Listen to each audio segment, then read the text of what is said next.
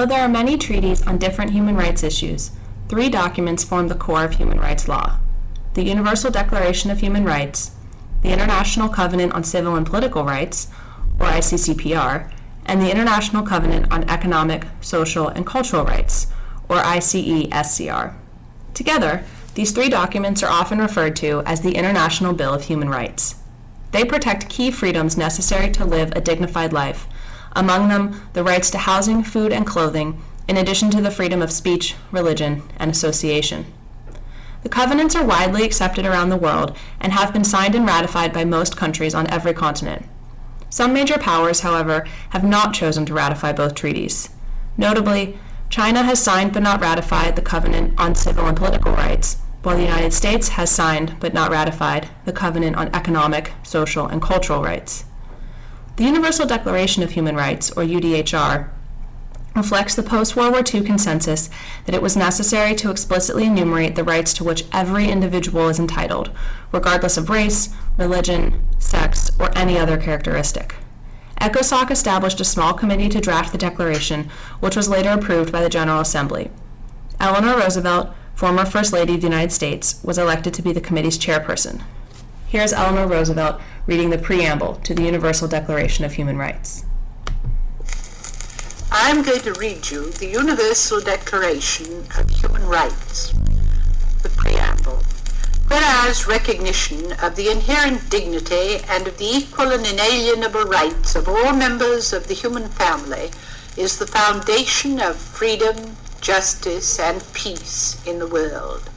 Whereas disregard and contempt for human rights have resulted in barbarous acts which have outraged the conscience of mankind, and the advent of a world in which human beings shall enjoy freedom of speech and belief and freedom from fear and want has been proclaimed as the highest aspiration of the common people, whereas it is essential, if man is not to be compelled to have recourse as a last resort to rebellion against tyranny and oppression, that human rights should be protected by the rule of law, whereas it is essential to promote the development of friendly relations between nations, whereas the peoples of the United Nations have in the Charter reaffirmed their faith in fundamental human rights, in the dignity and worth of the human person, and in the equal rights of men and women, and have determined to promote social progress and better standards of life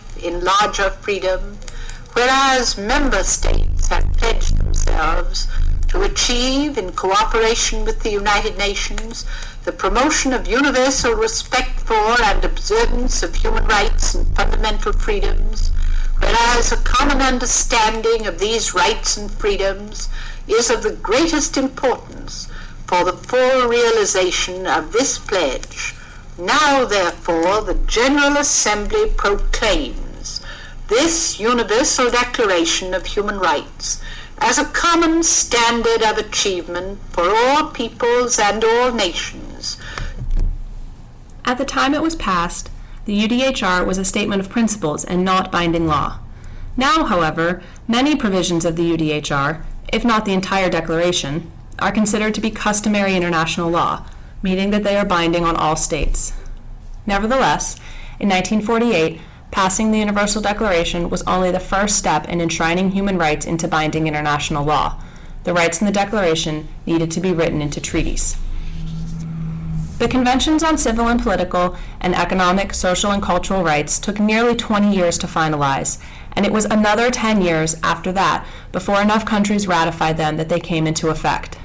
It was not until 1976, nearly 30 years after the General Assembly passed the UDHR, that the ICCPR and the ICESCR came into force. In addition to the challenges of navigating any large bureaucratic process, the political climate of the Cold War made it exceedingly difficult to pass the treaties. Capitalist countries under the leadership of the United States strongly advocated for civil and political rights, while communist countries allied with the Soviet Union supported economic and social rights, and each side used the rights violations in other countries as political ammunition to attack each other. The ICCPR protects rights related to personal integrity and participation in public life. The These include the right to self-determination, the right to life, the right to liberty and security of person, equal rights before the courts, the right to privacy, the right to vote, and freedoms of expression, religion, and assembly.